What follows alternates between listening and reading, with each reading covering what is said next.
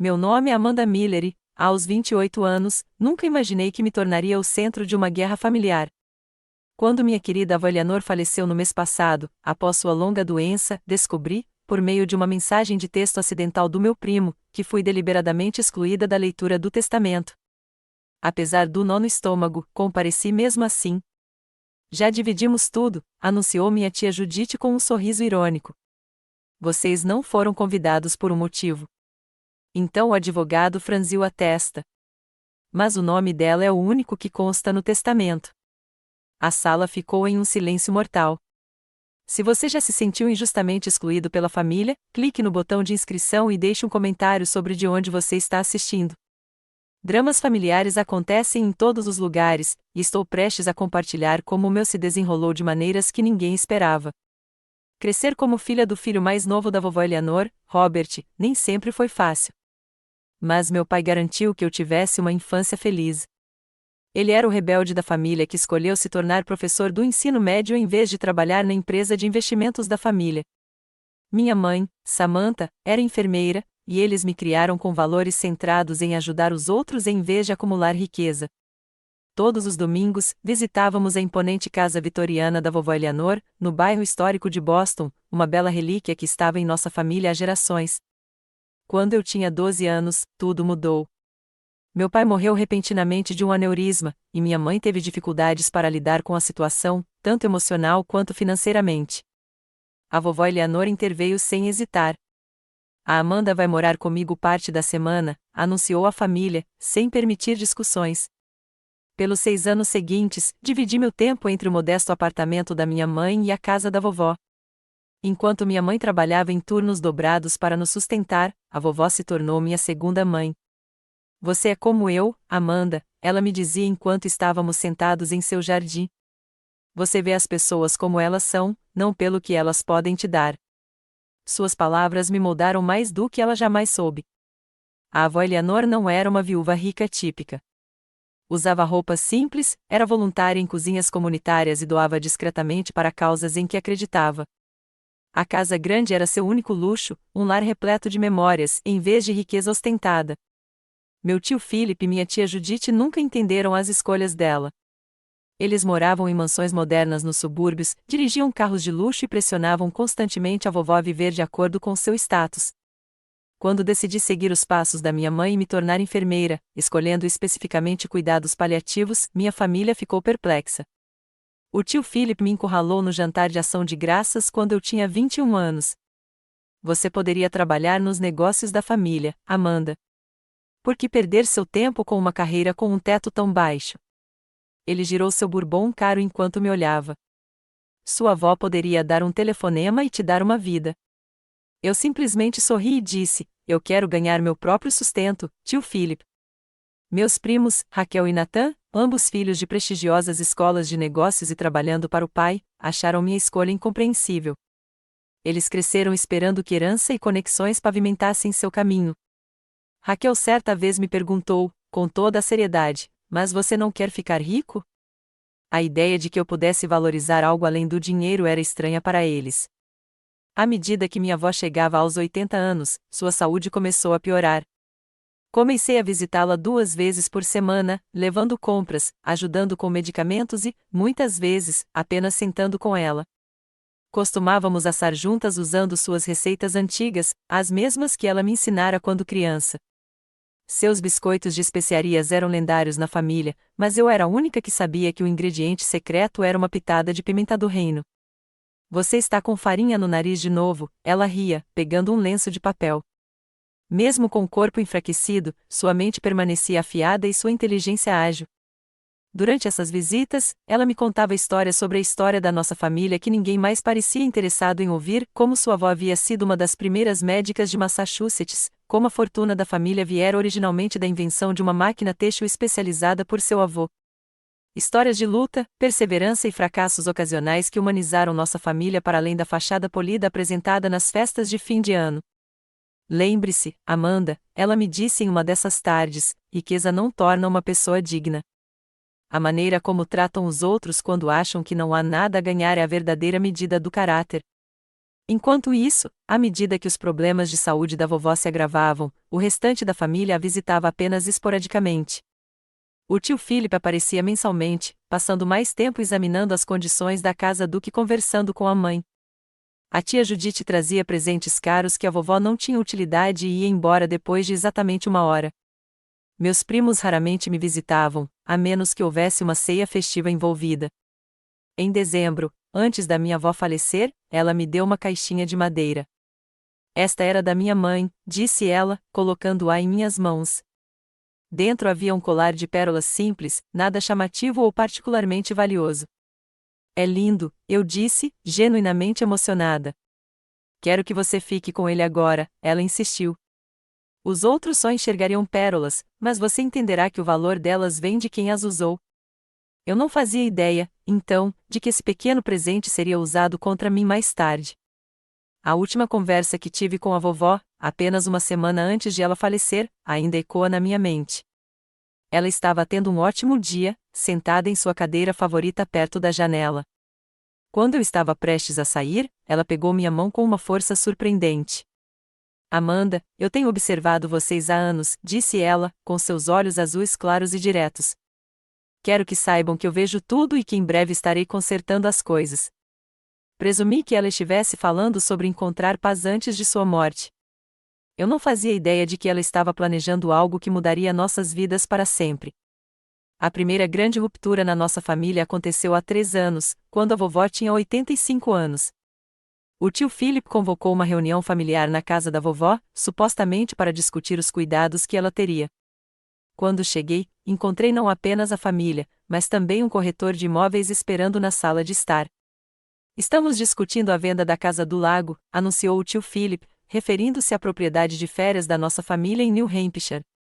A vovó passava todos os verões lá desde criança. Fica vazio a maior parte do ano, e os custos de manutenção são ridículos, continuou ele. Olhei para a vovó, cuja expressão era cuidadosamente neutra, mas eu a conhecia bem o suficiente para ver a tensão em sua boca. A vovó concordou com isso? Perguntei. O tio Philip acenou com desdém. Mamãe entende que é a opção prática. Na idade dela, ela não consegue mais aproveitar. Respondi, na verdade, eu disse que estávamos conversando na semana passada sobre ela querer passar algumas semanas lá neste verão. A sala ficou em silêncio. Tia Judite pigarreou. Amanda, querida, talvez você tenha entendido errado. Mamãe conhece as limitações dela. A avó finalmente se pronunciou. Eu disse isso para Amanda. Não tenho intenção de vender minha casa no lago. A corretora de imóveis se desculpou sem jeito. Assim que ela saiu, o tio Philip se virou para mim. Você sempre faz isso, ele retrucou. Você acha que sabe o que é melhor porque passa mais tempo aqui, mas não entende as considerações financeiras. O que eu entendo, respondi calmamente, é que a vovó deve tomar suas próprias decisões sobre seus bens. Naquela noite, depois que todos foram embora, o tio Philip me encurralou na cozinha. Escute com atenção, disse ele, em voz baixa. Você pode achar que é especial para ela, mas está abusando da sorte. Não se esqueça de quem construiu a riqueza desta família, e certamente não foi seu pai. A provocação sobre meu pai me magoou, mas me mantive firme. Não se trata de dinheiro, tio Philip. Trata-se de respeitar os desejos da vovó. Daquele dia em diante, o tio Philip iniciou o que só posso descrever como uma campanha contra mim. Começou sutilmente comentários a outros familiares sobre como eu estava manipulando a vovó, insinuações de que eu estava me posicionando para receber tratamento especial no testamento. No Natal daquele ano, ficou claro que muitos membros da família se voltaram contra mim. No jantar de feriado, a tia Judite acidentalmente me excluiu da foto de família. A prima Raquel fez comentários incisivos sobre a caçadores de fortunas enquanto olhava diretamente para mim. Até a irmã da minha mãe, tia Grace, que sempre fora gentil comigo, estava visivelmente distante. Depois do jantar, ouvi o tio Philip conversando com meu primo Nathan. Precisamos proteger a Eleanor da influência da Amanda. Ela a tem na palma da mão, e quem sabe o que ela está tentando convencê-la a fazer com a propriedade. Tentei abordar essas suspeitas diretamente.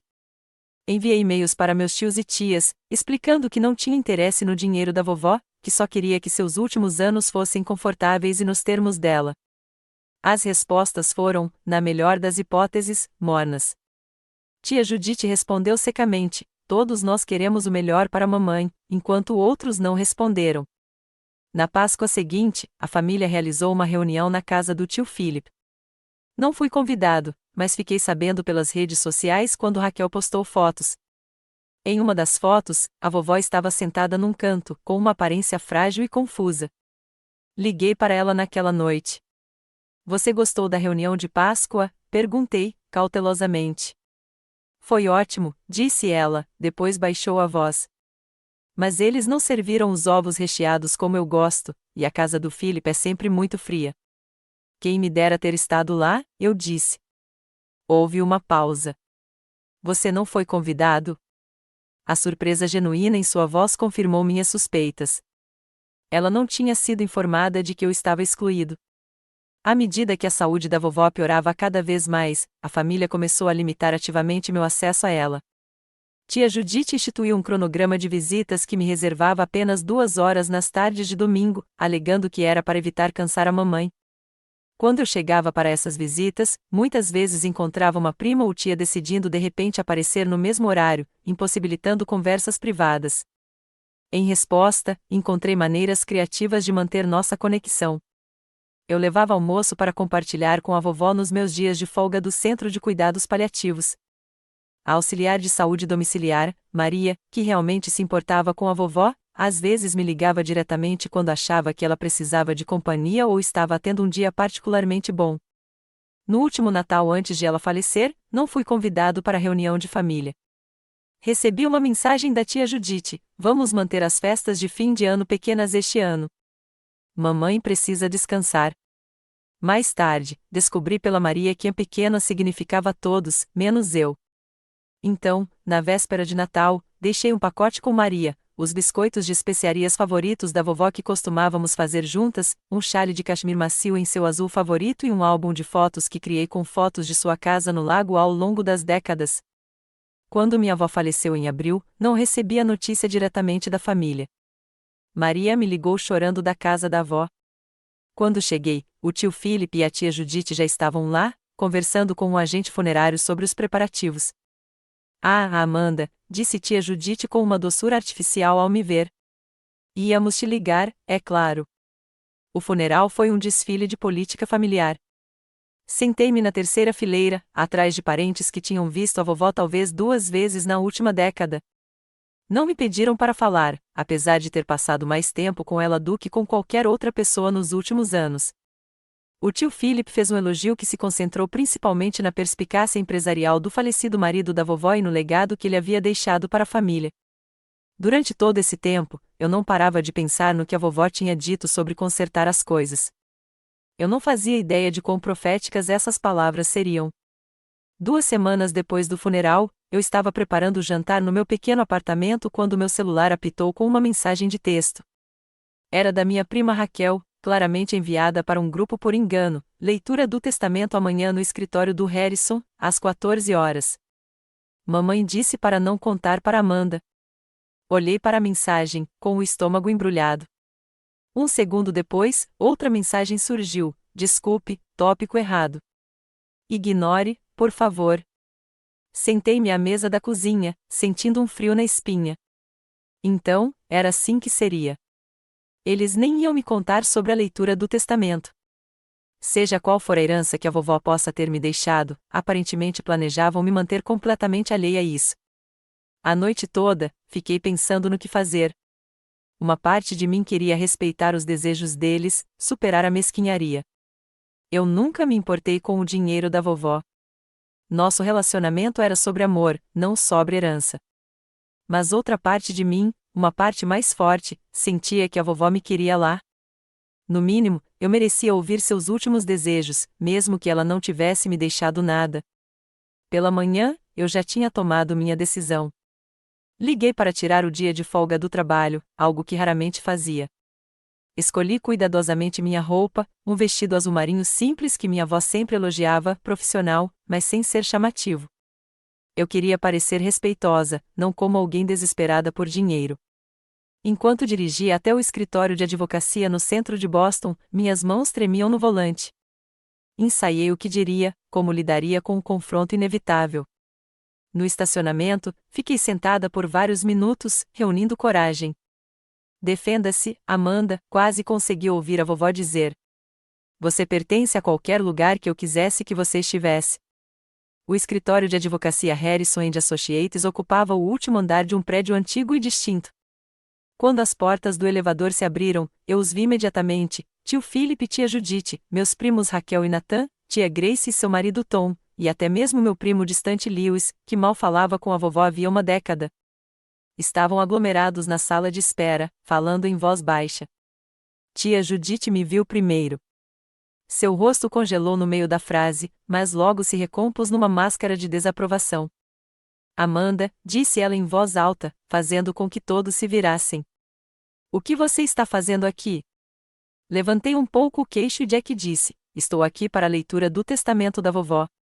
O tio Philip deu um passo à frente, colocando-se fisicamente entre mim e o grupo. Vocês não foram convidados. Isto é para a família. Eu sou da família, eu disse simplesmente. Você sabe o que ele quer dizer, interrompeu Raquel. Uma família que respeitava os desejos da vovó em vez de tentar influenciá-la. Antes que eu pudesse responder, uma porta se abriu e um homem idoso de cabelos grisalhos e olhos gentis apareceu. Estamos todos aqui pela propriedade de Eleanor Miller? Perguntou ele, notando a tensão. Algum problema? Tia Judith se adiantou com seu sorriso mais encantador. Senhor Harrison, parece que houve um mal-entendido. Amanda não deveria ter sido incluída na leitura de hoje. O Sr. Harrison pareceu confuso. Senhorita Amanda Miller, neta da Eleanor? Sim, sou eu, confirmei. Ele consultou a prancheta. Então vocês definitivamente deveriam estar aqui. Por favor, entrem todos. A sala de conferências era elegante, mas sem ostentação, com uma longa mesa de mogno e confortáveis cadeiras de couro. Sentei-me perto da porta, sentindo todos os olhares em mim. Os sussurros mal conseguiam ser contidos. Ela deve ter descoberto de alguma forma. Philip vai ficar furioso. Depois de tudo que ela fez com a Casa do Lago. O Sr. Harrison pigarreou, colocando a sala em ordem. Antes de começarmos, devo mencionar que fui amigo e advogado de Eleanor por mais de 30 anos. Ela foi muito específica quanto aos seus desejos, e pretendo honrá-los à risca. Ele começou a pegar uma pasta, mas tia Judith o interrompeu. Senhor Harrison, acho que devo explicar a situação para Amanda. Ela não foi convidada hoje porque já discutimos a distribuição da maioria dos itens. Não queríamos desperdiçar o seu tempo. Senti meu rosto queimar quando todos se viraram para me olhar novamente. Já dividimos tudo, anunciou minha tia, em tom definitivo. Vocês não foram convidados por um motivo. O Sr. Harrison franziu a testa, parecendo genuinamente perplexo. Receio que tenha havido um grave mal-entendido, Sra. Carter. Nada deveria ter sido distribuído ainda. Ele olhou diretamente para mim. E quanto à Sra. Amanda Miller não ter sido convidada? Ele abriu a pasta à sua frente e ajustou os óculos. Isso seria altamente irregular, considerando o conteúdo do testamento. O que você quer dizer? Perguntou o tio Philip.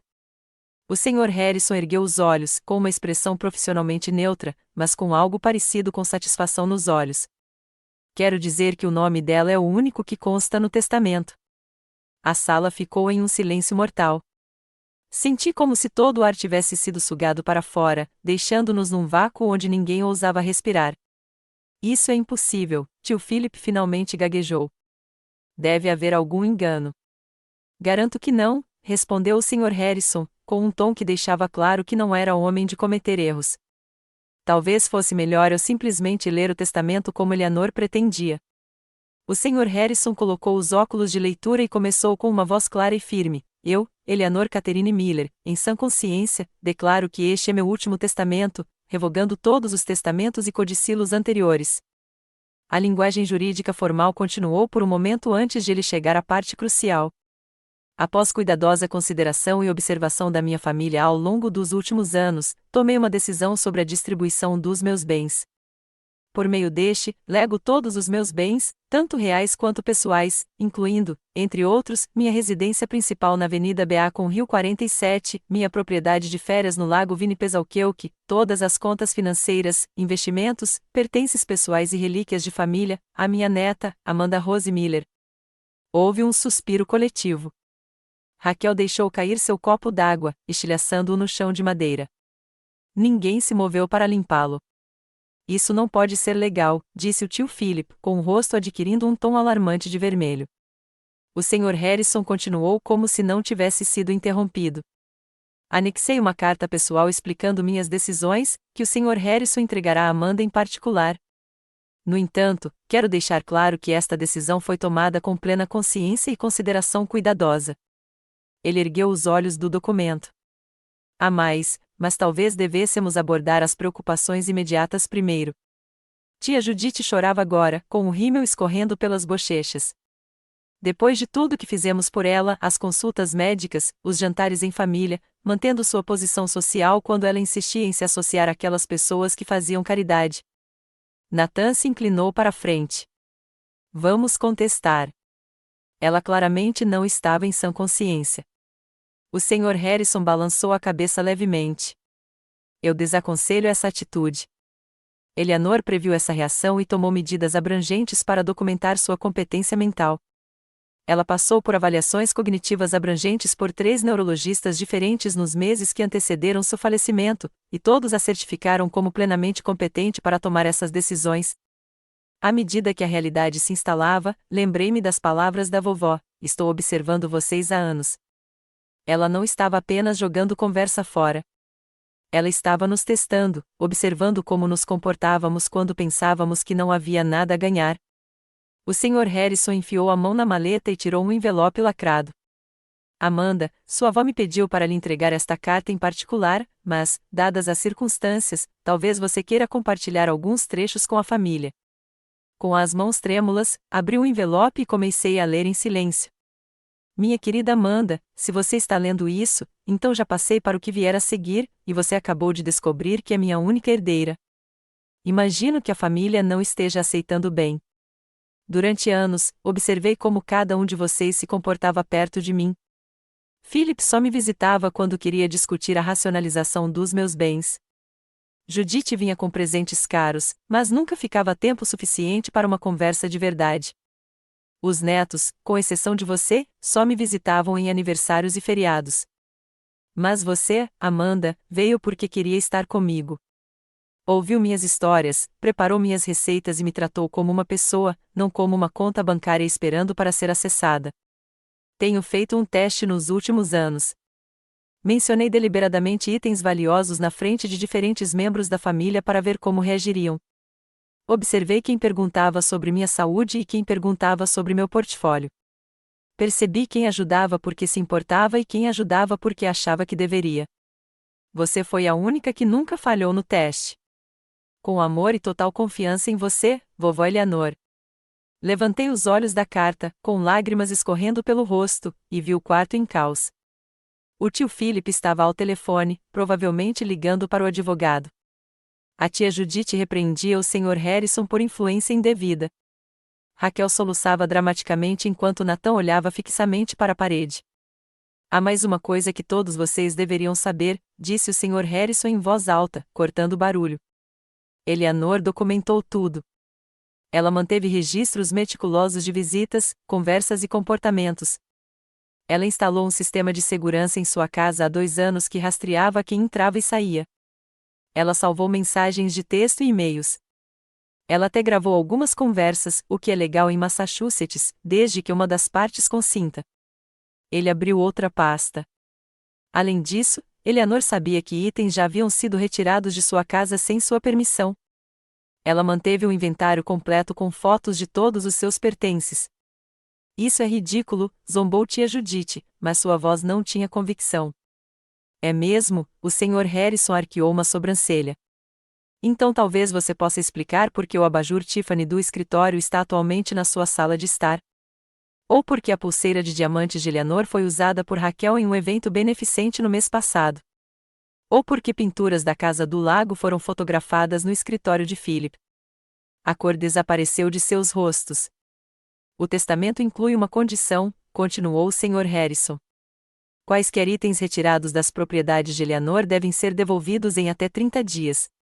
O não cumprimento resultará em ação judicial. O tio Philip finalmente explodiu. Isso é obra sua, gritou para mim, apontando um dedo trêmulo. Você manipulou uma velha confusa. Você a virou contra a própria família. Pensei em todas as tardes de domingo que passei com a vovó, conversando sobre livros, pássaros e história da família. Pensei nas vezes em que a levei a consultas médicas quando ninguém mais tirava folga do trabalho. Pensei na alegria singela estampada no rosto dela quando eu levava seu sorvete favorito só porque era terça-feira. Não, tio Philip, respondi baixinho. A vovó sabia exatamente o que estava fazendo. Ela sempre sabia. As semanas seguintes foram um pesadelo. Saí do escritório do Sr. Harrison naquele dia com a carta da vovó apertada contra o peito e as ameaças da minha família ecoando em meus ouvidos. As últimas palavras do tio Philip para mim foram: isso não acabou. Nem de longe. Ele não estava mentindo. Na manhã seguinte, meu telefone começou a tocar antes do amanhecer. Primeiro a tia Judite, depois a prima Raquel, depois parentes que eu mal conhecia, todos exigindo explicações, fazendo acusações ou tentando negociar por itens aos quais se sentiam no direito. Parei de atender números desconhecidos, mas as mensagens de voz se acumularam. Amanda, aqui é a sua tia Judite. Espero que você faça a coisa certa. Sua avó não estava pensando direito. Todos nós sabemos disso. Me ligue de volta imediatamente. Oi, é o Nathan. Olha, eu sei que não somos muito próximos, mas aquele conjunto de prata me foi prometido anos atrás. Posso te mandar o e-mail onde a vovó mencionou. Amanda, aqui é o tio Philip. Meu advogado entrará em contato com você. O que você fez é desprezível e não será aceito no tribunal. No final da semana, o assédio já havia se espalhado para a internet. Raquel postou um ataque disfarçado nas redes sociais. Incrível como algumas pessoas conseguem fingir que se importam com a família só para conseguir o que querem. A verdade sempre aparece no fim das contas. Parentes distantes com quem eu não falava há anos começaram a me enviar mensagens, seja me condenando ou tentando estabelecer uma conexão amigável, agora que eu havia herdado riqueza. Mudei meu número de telefone e bloqueei minhas contas nas redes sociais, mas o estresse estava me afetando fisicamente. Eu não conseguia dormir. Tinha dores de cabeça constantes. Meu supervisor no Centro de Cuidados Paliativos percebeu que eu estava cometendo pequenos erros que jamais teria cometido antes.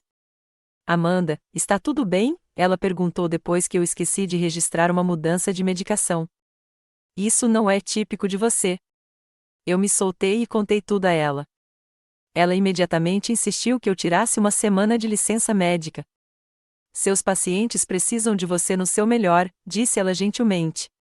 Tire um tempo para colocar seus assuntos legais em ordem. Naquela semana, finalmente visitei a casa da vovó, minha casa agora, de acordo com o testamento. Usei a chave que tinha há anos e entrei nos cômodos silenciosos e vazios que ainda cheiravam levemente ao perfume dela. Mas algo estava errado. A casa parecia oca, com espaços vazios visíveis nas paredes e prateleiras. Passando de cômodo em cômodo, comecei a perceber a extensão do que havia acontecido. O relógio antigo que sempre ficará no corredor sumira. A coleção de estatuetas de cristal que a vovó tanto prezava, faltavam várias peças. Seu porta-joias no quarto, quase vazio. Já tinham levado tanta coisa, não apenas itens valiosos, mas coisas de valor puramente sentimental. A manta de tricô feita à mão que a mãe da vovó fizera, a coleção de colheres de lembrança de suas viagens com o vovô, até mesmo o livro de receitas desgastado, onde ela havia feito anotações a lápis nas margens. Afundei na cama dela, agora despida da colcha feita à mão que deveria estar ali, e chorei até não ter mais lágrimas. Não se tratava do valor monetário. Era o apagamento da presença dela, o roubo de memórias que eu esperava manter por perto. No fundo do armário dela, encontrei um pequeno cofre que eu não conhecia. Depois de tentar várias combinações que poderiam ter significado para ela, finalmente usei o código de aniversário dela, e ele abriu. Dentro havia um diário com capa de couro, vários pendrives e um bilhete escrito à mão: para Amanda, use se necessário. O diário detalhava tudo, cada visita, cada conversa, cada item emprestado que nunca foi devolvido. Ela vinha documentando o comportamento da família há anos, criando um registro impossível de contestar. Os pendrives continham cópias de segurança de e-mails, fotos de seus pertences e até gravações de áudio. Um registro de 6 meses antes de sua morte se destacou. Philip veio me visitar hoje, passou 10 minutos perguntando sobre minha saúde e depois 1 hora tentando me convencer a otimizar meu patrimônio vendendo a propriedade no lago. Quando recusei, ele ficou bastante irritado e disse que eu estava sendo irracional em relação a um bem que estava se desvalorizando. O que ele não sabe é que mandei avaliar o imóvel no mês passado. Ele vale quase o dobro do que valia quando Harold e eu compramos. Philip nunca entendeu a diferença entre preço e valor. Outra entrada foi ainda mais reveladora. Judith trouxe Raquel para uma visita casual hoje. Enquanto Judith me mantinha ocupada na sala de estar, Raquel desapareceu no andar de cima por quase 20 minutos. Depois que elas saíram, verifiquei minha caixa de joias. Como eu suspeitava, minha pulseira de tênis sumiu. Atualizei o inventário e tirei fotos do espaço vazio. Será que elas perceberam que há câmeras no corredor do andar de cima agora? Munido dessas evidências, entrei em contato com o Sr. Harrison novamente. Preciso revidar, disse a ele. Eles já me tiraram tanta coisa. Eleanor suspeitou que isso pudesse acontecer, disse ele, gravemente. Ela foi muito cuidadosa nos preparativos. Vou conectá-la a um advogado especializado em litígios, especializado em testamentos contestados e roubo de espólio. A advogada, Sarah Donovan, era uma mulher formidável na casa dos 50 anos, com reputação de implacável. Ela revisou a documentação da avó e imediatamente começou a redigir cartas de cessação e desistência para todos que haviam levado itens da casa. Este é um dos casos mais bem documentados que já vi, disse-me ela. Sua avó era extraordinariamente metódica. A resistência legal só intensificou a campanha da família contra mim. O tio Philip, fiel à sua palavra, entrou com uma ação judicial contestando o testamento, alegando influência indevida e falta de capacidade testamentária. A tia Judith começou a ligar para meus colegas no Centro de Cuidados Paliativos, insinuando que eu havia negligenciado pacientes para manipular minha avó. A diretora do centro me chamou à sua sala. Amanda, sei que essas acusações são infundadas, mas estão se tornando perturbadoras. Várias famílias expressaram preocupação após receberem ligações da sua tia. Minha reputação profissional, construída ao longo de anos de cuidados dedicados, estava sendo sistematicamente atacada. O estresse se tornou tão intenso que desenvolvi insônia e comecei a ter ataques de pânico. Minha médica prescreveu medicamentos para ansiedade e recomendou fortemente terapia. Seus sintomas físicos são resultado direto desse estresse contínuo, explicou ela. Esse nível de conflito familiar cria um trauma genuíno. Justo quando eu pensava que as coisas não poderiam piorar, recebi um e-mail de um repórter local pedindo um comentário sobre a disputa pela herança da família Miller, que dividiu uma das famílias mais antigas de Boston. De alguma forma, a história vazou para a imprensa. Naquela noite, sozinha no meu apartamento com as cortinas fechadas, cheguei ao meu ponto mais baixo. Pensei seriamente em desistir, entregar a herança só para acabar com o pesadelo.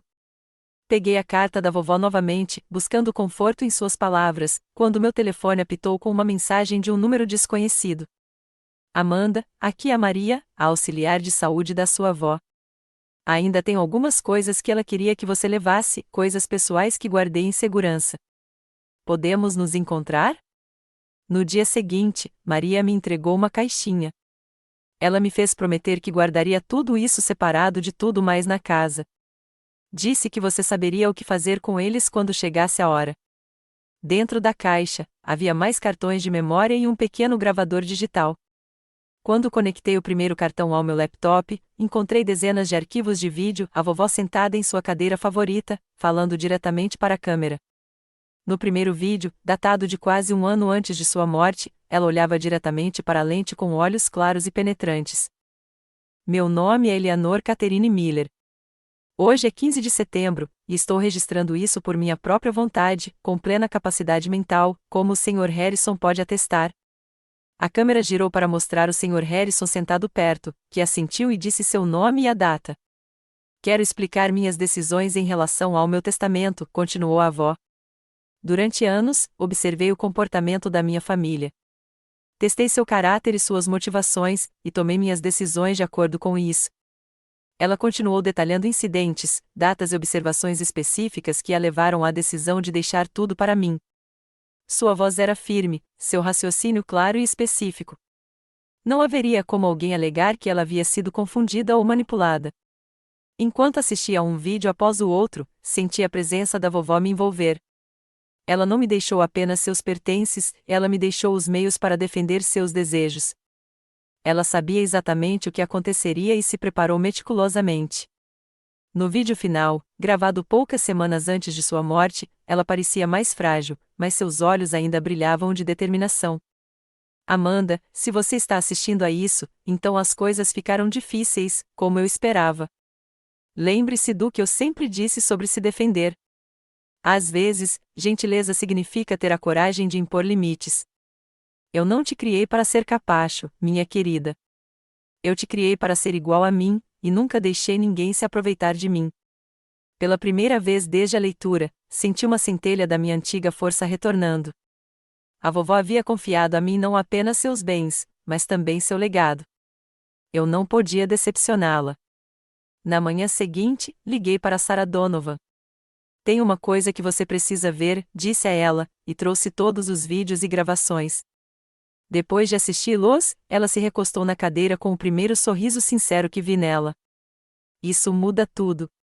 Sua avó não apenas construiu um caso, ela criou uma fortaleza. Com essas novas evidências, desenvolvemos uma estratégia abrangente. Primeiro, protocolamos um inventário formal de todos os itens perdidos no tribunal sucessório, incluindo fotografias e documentação de suas localizações atuais. Em seguida, enviamos solicitações legais formais para a devolução de cada item com um prazo definido. Simultaneamente, Sarah entrou com uma moção para rejeitar a ação do tio Philip contestando o testamento, anexando os vídeos da avó como provas. Nenhum juiz da comunidade decidirá contra sua avó depois de ver isso, ela me garantiu. Também entramos em contato com a equipe jurídica do Centro de Cuidados Paliativos, apresentando provas de que as acusações contra mim faziam parte de uma campanha de assédio direcionada. Eles imediatamente emitiram cartas de cessação e desistência aos meus parentes, ameaçando tomar medidas legais caso as ligações difamatórias continuassem. Para obter apoio adicional, entrei em contato com várias enfermeiras e auxiliares que cuidaram da vovó em seus últimos meses. Elas se mostraram dispostas a fornecer depoimentos sobre a frequência das minhas visitas em comparação com o restante da família. Você ia lá pelo menos 2 vezes por semana, confirmou a enfermeira Thompson. Às vezes, seu tio ficava um mês sem aparecer e depois passava a visita inteira no celular. Maria forneceu um calendário detalhado que mantinha com todos os visitantes, mostrando que eu havia visitado a vovó 64 vezes em seu último ano, enquanto o tio Philip a visitará 7 vezes e a tia Judith 9. Meus primos a visitavam apenas nos feriados. Também obtivemos registros financeiros mostrando que o tio Philip havia tomado emprestado somas substanciais da avó ao longo dos anos, sem reembolso, e que a tia Judith havia cobrado inúmeras despesas pessoais nas contas da avó sob o pretexto de custos de cuidados. Munida dessa montanha de evidências, Sarah sugeriu que convocássemos uma reunião familiar em seu escritório. Às vezes, mostrar tudo de uma vez pode evitar meses de litígios desnecessários, explicou ela. No dia da reunião, cheguei cedo, com o estômago embrulhado, apesar da nossa posição privilegiada. Um por um, eles entraram, tio Philip com seu advogado, um homem de aparência nervosa que olhava o relógio sem parar, tia Judith, que se recusava a me olhar nos olhos, primos Raquel e Nathan, ambos tentando fingir expressões entediadas que não conseguiam esconder a ansiedade. Obrigada a todos por terem vindo, começou Sarah assim que todos se sentaram. Pedimos esta reunião para resolver algumas questões pendentes relacionadas ao espólio de Eleanor Miller. O advogado do tio Philip imediatamente fez uma declaração preparada sobre preocupações significativas quanto à influência indevida e questões sobre a capacidade testamentária. Sarah o deixou terminar antes de responder. Antes de prosseguirmos, há alguns materiais que acho que todos deveriam revisar. Ela apertou um botão no controle remoto, e a grande tela na parede ganhou vida com o rosto da vovó. Meu nome é Eleanor Catherine Miller, sua voz clara preencheu a sala. Hoje é 15 de setembro, e estou gravando isso por livre e espontânea vontade. Enquanto o vídeo passava, observei os rostos da minha família. O tio Philip ficou cada vez mais pálido. A tia Judith levou a mão à boca. Raquel começou a chorar silenciosamente. Quando terminou, Sarah simplesmente disse: há mais 17 vídeos como este, cada um abordando incidentes e decisões específicas. Eleanor Miller foi talvez a cliente mais bem preparada que já conheci. Ela mudou a tela para mostrar uma planilha. Este é o inventário atual dos itens removidos das propriedades de Eleanor sem permissão. Ao lado de cada item está sua localização, a documentação da remoção e seu valor aproximado para fins de seguro. O total atualmente é de pouco mais de $400 mil. A sala estava em silêncio absoluto. A senhora Miller está preparada para apresentar queixa criminal por furto se esses itens não forem devolvidos em 7 dias, continuou Sarah, com a voz neutra. Além disso, temos documentação de exploração financeira que pode ser do interesse do Ministério Público. O advogado do tio Philip se inclinou e sussurrou com urgência em seu ouvido. Depois de um momento, o tio Philip pigarreou: talvez todos nós tenhamos sido precipitados. As emoções ficam à flor da pele depois de uma perda como essa, especialmente quando há dinheiro envolvido. Não pude deixar de acrescentar: o dinheiro nunca foi o que importou para mim. A reunião terminou com o advogado do tio Philip solicitando um tempo para analisar as provas e aconselhar seu cliente. 2 dias depois, ele ligou para Sarah para informá-la de que retirariam a ação judicial que contestava o testamento. Em uma semana, os itens começaram a aparecer na varanda da minha avó, entregues por empresas de mudança em vez de devolvidos pessoalmente. As joias voltaram por correio, cada peça cuidadosamente embalada. Sem bilhetes, sem desculpas, mas pelo menos estavam cumprindo o combinado. Eu não esperava receber notícias diretamente de nenhum deles, então fiquei surpresa quando tia Judith me ligou diretamente. Amanda, disse ela, com a voz sem a rispidez habitual, nós não percebemos o quanto esses últimos anos significaram para a mamãe. Você nunca perguntou, respondi simplesmente. Houve uma longa pausa. Achávamos que você estava se aproveitando dela. Não entendíamos por que ela preferia tanto a sua companhia. Porque eu a via como uma pessoa, não como um balanço. Outra pausa. Alguns de nós gostariam de conversar, de explicar, talvez até de pedir desculpas. Pensei nas palavras dela. Estou disposta a ouvir, mas preciso de tempo. Depois que desligamos, sentei-me na sala de estar da minha avó agora, de fato, minha sala de estar, cercada pelos itens devolvidos que carregavam sua memória. As vitórias das últimas semanas pareciam vazias de certa forma. Eu tinha casa, os bens, a validação legal, mas havia perdido o que restava da minha família no processo. No dia seguinte, tomei uma atitude. Liguei para cada membro da família individualmente, oferecendo a eles a oportunidade de escolher um item sentimental entre os pertences da vovó, não os mais valiosos, mas algo significativo para se lembrar dela. Alguns recusaram, ainda orgulhosos demais ou bravos demais. Mas Raquel me surpreendeu pedindo o livro de receitas da vovó. Ela me ensinou a fazer snickerdoodles uma vez, admitiu. É uma das minhas poucas boas lembranças com ela. Nathan pediu a caixa velha de equipamentos de pesca do vovô na casa do lago. Ele me levou para pescar algumas vezes quando eu era bem pequeno, antes de tudo ficar tão complicado. Como era de se esperar, o tio Philip recusou minha oferta, mas a tia Judith pediu uma das aquarelas da vovó, uma paisagem simples do lago ao pôr do sol. Ela a pintou no verão antes de se casar com seu avô, ela me disse. Eu sempre a admirei. Essas pequenas conexões não curaram as feridas profundas que haviam sido infligidas, mas foram um começo, um reconhecimento de que a vovó tinha sido mais do que sua riqueza. Ela tinha sido uma pessoa que tocou a vida de todos nós de maneiras diferentes. O tribunal encerrou oficialmente o caso no mês seguinte, confirmando-me como única herdeira e proprietária legal de todos os bens e propriedades da vovó. A vitória foi completa, mas complicada pela consciência de que os relacionamentos haviam sido irreparavelmente danificados. Enquanto eu estava na varanda da casa da vovó, a minha casa, observando o pôr do sol, pensei em como ela se sentiria em relação a tudo o que tinha acontecido, a feiura, as acusações, a ganância, mas também a satisfação final dos seus desejos. Você se saiu bem, vovó, sussurrei para o ar da noite. Você nos viu a todos claramente, mesmo quando não conseguíamos nos ver. 6 meses após a leitura que mudou tudo, sentei-me no jardim da vovó Eleanor, agora meu jardim, observando as abelhas zumbirem preguiçosamente em volta dos arbustos de lavanda que ela havia plantado anos atrás. A propriedade havia se transformado de maneiras sutis. Eu mantive o caráter e o aconchego que ela cultivara, mas adicionei toques que refletiam minha própria personalidade, novas estantes no escritório, um pequeno cantinho de meditação na varanda, sinos de vento pendurados no teto da varanda. A casa não parecia mais assombrada por conflitos. Ela havia se tornado um santuário novamente, assim como durante minhas visitas na infância. Eu havia tirado uma licença do Centro de Cuidados Paliativos para me concentrar em resolver a questão do patrimônio e definir meu futuro. A herança me deu opções que eu jamais imaginei ter, mas também responsabilidades com as quais eu ainda estava aprendendo a lidar. Numa tarde chuvosa, enquanto organizava a mesa da vovó, encontrei um envelope que, por algum motivo, não tinha visto em limpezas anteriores.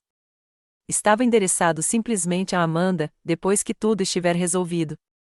Dentro, havia uma carta escrita à mão no papel timbrado característico da vovó. Minha querida Amanda, se você está lendo isso, então a tempestade já passou.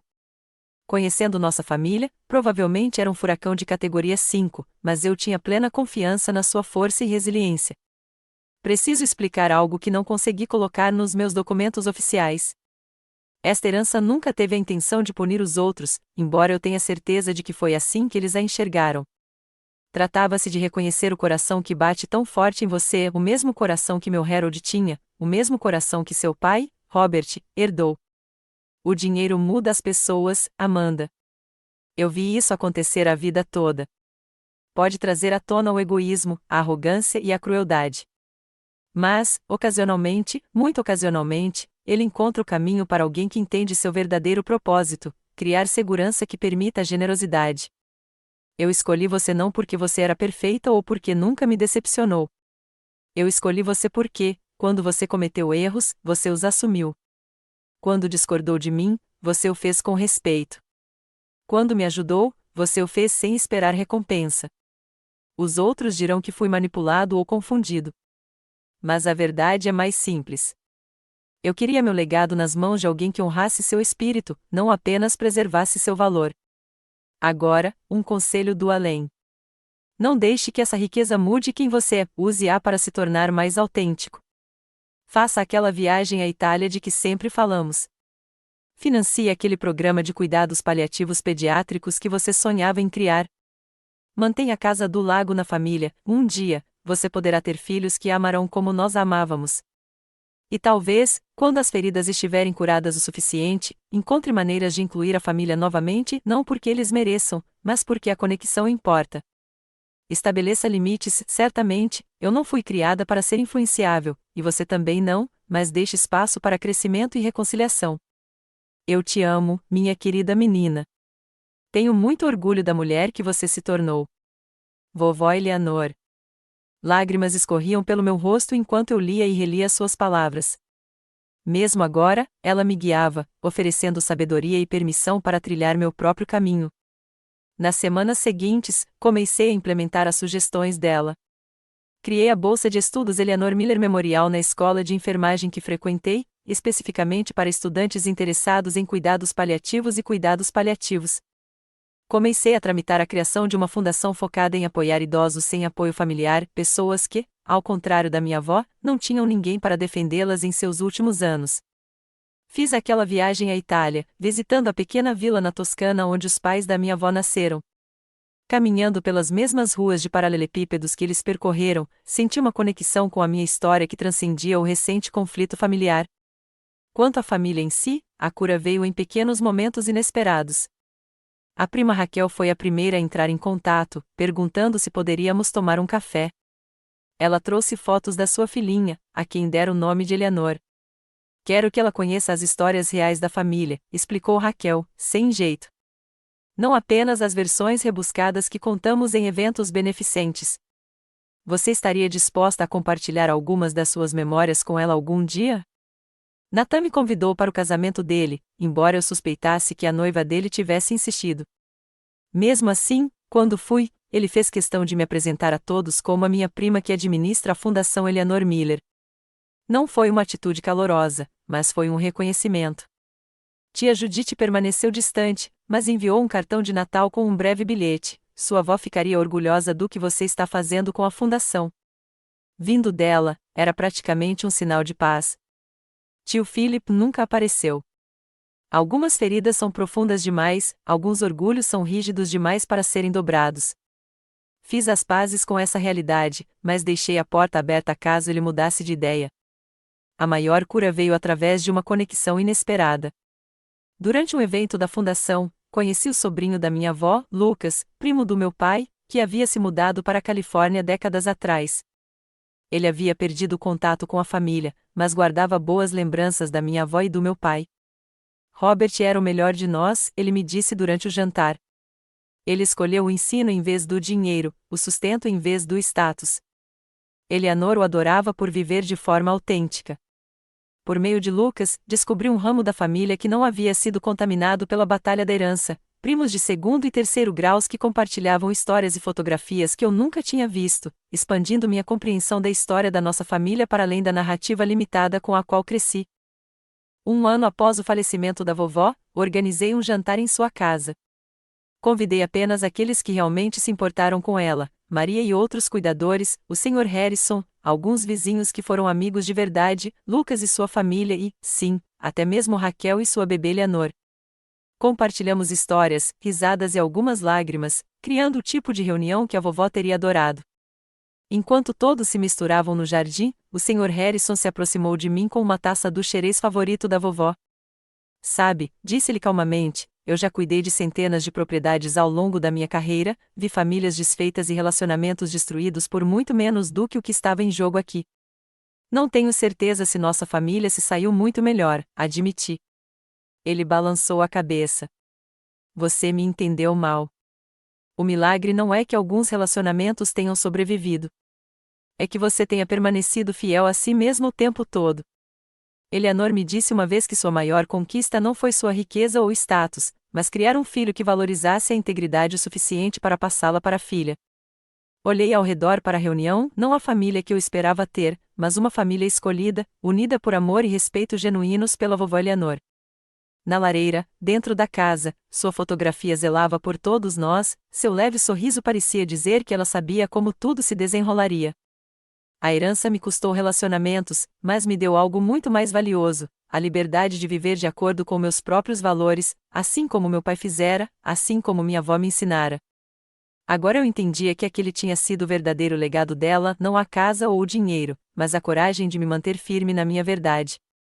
Quando a noite terminou e os convidados foram embora, fiquei na varanda, observando os vagalumes emergirem no crepúsculo de verão. Conseguimos, vovó, sussurrei. Consertamos tudo. Você já teve que se defender diante da pressão familiar? Adoraria ouvir suas histórias nos comentários abaixo. E se esta história ressoou com você, inscreva-se para ouvir mais histórias sobre dinâmica familiar, heranças inesperadas e como encontrar força em situações difíceis. Lembre-se de que, às vezes, a herança mais valiosa não se mede em dinheiro, mas sim nas lições e no amor que levamos adiante. Obrigada por ouvir minha história hoje. Que você sempre encontre a coragem de honrar a sua própria verdade, assim como minha avó Eleanor ensinou.